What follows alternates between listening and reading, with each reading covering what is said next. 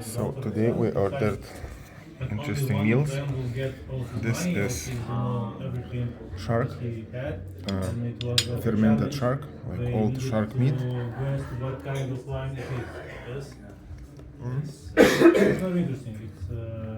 Doesn't smell or feel anything bad. Just a very mild fish, squishy meat like a jello. This is a whale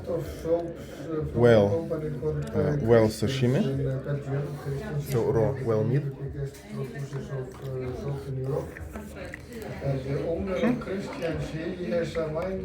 Just fatty meat.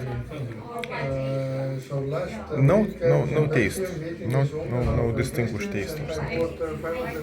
And then this is a special bird, pike bird that lives on the islands here. Very beautiful bird.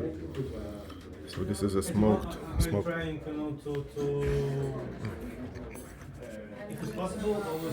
It tastes more like fish than a bird. And then I'm chasing everything down by this Viking beer.